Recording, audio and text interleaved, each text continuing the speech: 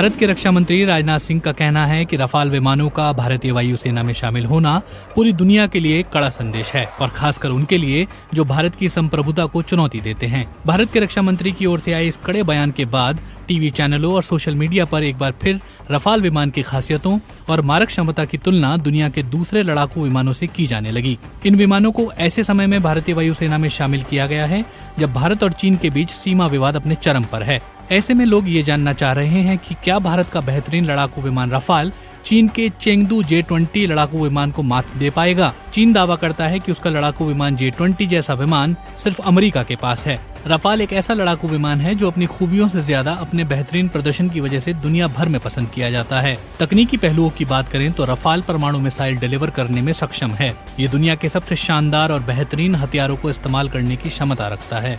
इसमें 2 तरह की मिसाइलें हैं, जिसमें एक की रेंज 150 किलोमीटर है और दूसरे की रेंज करीब 300 किलोमीटर। परमाणु हथियारों से लैस रफाल विमान हवा से हवा में 150 किलोमीटर तक मिसाइल दाग सकता है और हवा से जमीन तक इसकी मारक क्षमता 300 किलोमीटर है। इस विमान की जमीन से ऊंचाई करीब 5 मीटर और लंबाई 15 मीटर है। रफाल को अब तक अफगानिस्तान, लीबिया, माली, इराक और सीरिया की जंग में इस्तेमाल किया जा चुका है।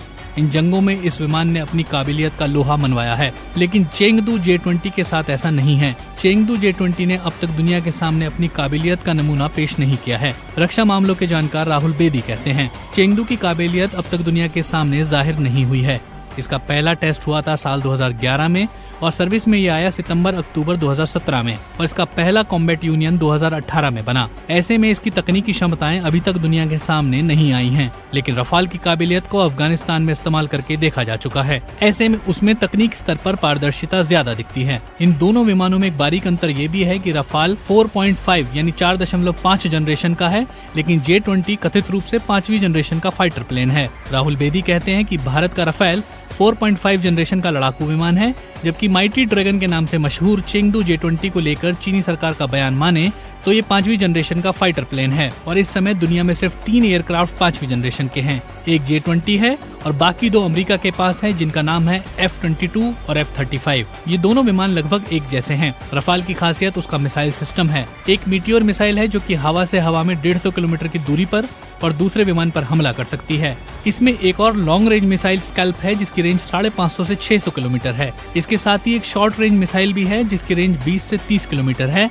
ये मिसाइल सिस्टम काफी आधुनिक है। वहीं J-20 के मिसाइल सिस्टम की बात करें तो उसके पास भी छोटी और लंबी दूरी और हवा से हवा में मार करने वाला मिसाइल सिस्टम है, लेकिन J-20 के मिसाइल सिस्टम की क्षमता पर लोगों को काफी शक है। भारतीय नौसेना में कोमोडोर के पद पर रह चुके रक्षा विशेषज्ञ C उदय भास्कर भी मानते हैं कि इस समय के हालात में रफाल J-20 से बेहतर नजर आता है। वो कहते हैं, रफाल तकनीकी आधार पर J-20 से ज्यादा विश्वसनीय है। दोनों विमानों की अलग अलग पहलुओं पर तुलना करें तो रफाल की स्टेल्थ टेक्नोलॉजी, उसे मैन्यूवर करने की क्षमता और टारगेट पर मार करने की क्षमता, ग्राउंड स्टेशन के साथ जानकारियों के आदान प्रदान की उसकी काबिलियत और मिसाइल सिस्टम के साथ रफाल J-20 समेत हमारे क्षेत्र में मौजूद सभी विमानों से बेहतर माना जाता है। सबसे बड़ी बात यह है कि J-20 को अब तक किसी ऑपरेशनल रोल में टेस्ट नहीं किया गया है। इन दोनों विमानों में तकनीकी अंतर क्या है? बारीक तकनीकी पहलुओं पर गौर करें तो दोनों विमानों में कुछ अंतर नजर आते हैं, लेकिन चीन की ओर से पुष्ट जानकारी न होने की वजह से जानकार J-20 की क्षमताओं को लेकर आश्वस्त नहीं हैं। भास्कर बताते हैं कि अगर इन दोनों विमानों की रेंज की बात करें